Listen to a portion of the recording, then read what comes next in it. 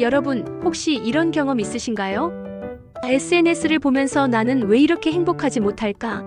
하고 자책하거나 서점에서 행복해지는 법 같은 책을 사면서 이번엔 정말 달라질 거야 하고 다짐해 본 적 말이에요. 저도 그랬습니다.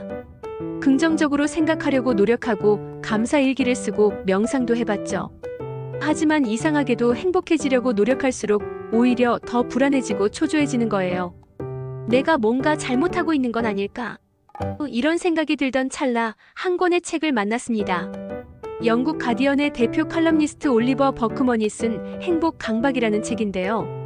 이 책은 제가 지금까지 알고 있던 행복에 대한 모든 상식을 완전히 뒤집어 놓았습니다. 오늘은 이 책을 통해 왜 우리가 행복해지려고 노력할수록 더 불행해지는지, 그리고 진정한 행복이란 무엇인지에 대해 이야기해 보겠습니다. 저자 올리버 버크먼은 14년간 가디언에서 이 칼럼은 당신의 인생을 바꿀 것입니다 라는 제목으로 연재하며 행복에 대한 깊은 연구를 해왔습니다. 그가 발견한 첫 번째 진실은 바로 이겁니다. 긍정적 사고가 오히려 우리를 더 불행하게 만든다는 것이죠. 많은 사람들이 긍정적으로 생각하면 인생이 바뀔 거야 라고 믿습니다. 하지만 실제로는 어떨까요? 우리가 억지로 긍정적인 생각을 하려고 하면 뇌는 자동으로 부정적인 것들을 더 많이 떠올리게 됩니다. 마치 분홍색 코끼리를 생각하지 마세요라고 하면 오히려 분홍색 코끼리만 생각나는 것처럼요.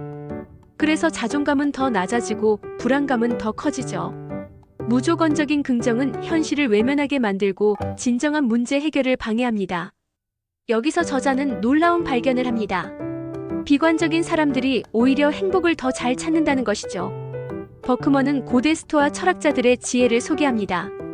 특히 에픽테토스의 놀라운 조언이 인상적인데요. 에픽테토스는 이렇게 말했습니다. 소중한 사람에게 뽀뽀할 때도 그들이 언제든 떠날 수 있는 존재임을 기억하라. 처음 들으면 너무 냉정하게 들릴 수 있어요. 하지만 이게 바로 스토아 철학의 핵심인 최악의 상황 떠올리기 기법입니다. 이렇게 하면 어떤 일이 일어날까요? 역설적이게도 오히려 더 사랑하게 됩니다. 그리고 실제로 그 사람을 잃었을 때 받는 충격도 훨씬 줄어들죠. 또한 불교에서 영향을 받은 모리타 요법도 소개하는데 의는 생각과 감정을 정신의 날씨로 여기는 관점입니다. 우리는 항상 좋은 기분을 유지해야 한다고 생각하지만 의는 마치 날씨가 항상 맑아야 한다고 우기는 것과 같습니다. 불가능할 뿐만 아니라 불필요한 에너지 낭비죠. 저자는 1996년 에베레스트 참사를 통해 목표 집착의 위험성을 보여줍니다. 충분한 등반 기술을 가진 전문가들이 정상 등반이라는 목표에만 매몰되어 이성적 판단을 잃고 결국 8명의 사망자를 낸 비극적 사건이었죠.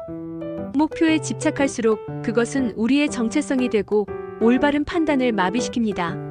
우리는 목표를 달성하는 것이 행복이라고 생각하지만 실제로는 목표 자체가 우리를 불행하게 만들 수 있어요. 그렇다면 저자는 우리에게 무엇을 제안할까요? 바로 현재에 집중하는 것입니다. 우리는 의식하지 못하는 사이에 미래가 현재보다 본질적으로 더 가치 있는 것처럼 행동하지만 미래는 절대로 도착하지 않는 시간일지도 모릅니다. 지금 이 순간에 자신을 괴롭히는 문제를 찾는 것은 이상할 정도로 어려운 일입니다. 왜냐하면 우리는 항상 현재에 존재하기 때문이죠. 버크먼은 또 다른 놀라운 통찰을 제시합니다. 안전하고 평화로운 삶이 정말 행복을 가져다 주는가에 대한 의문이죠. 그는 이렇게 말합니다. 불안정은 삶의 또 다른 이름이다. 안전을 느끼는 것과 실제로 삶을 살아가는 것은 궁극적 의미에서 서로 반대입니다. 파도가 바다를 떠날 수 없는 것처럼 완벽한 안정에 도달하는 것은 불가능해요.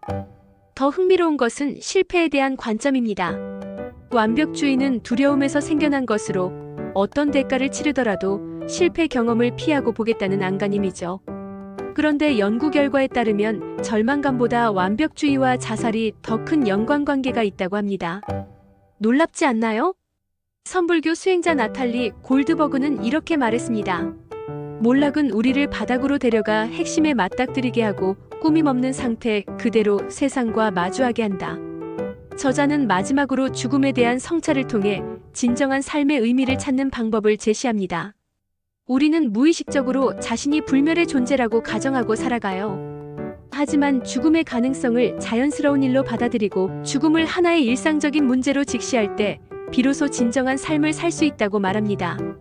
이 모든 과정을 통해 저자는 역행 법칙이 작용하는 세계를 탐구했습니다.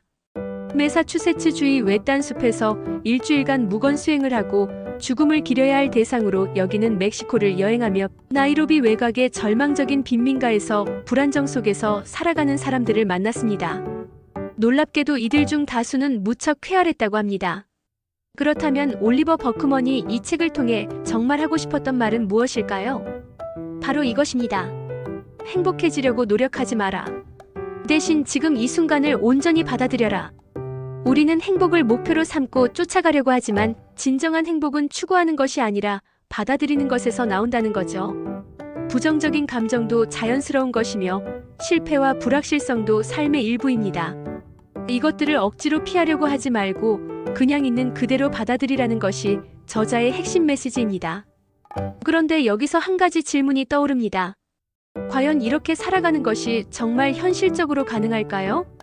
우리가 살아가는 이 경쟁, 사회에서 목표도 없이 긍정적 사고도 없이 살아갈 수 있을까요?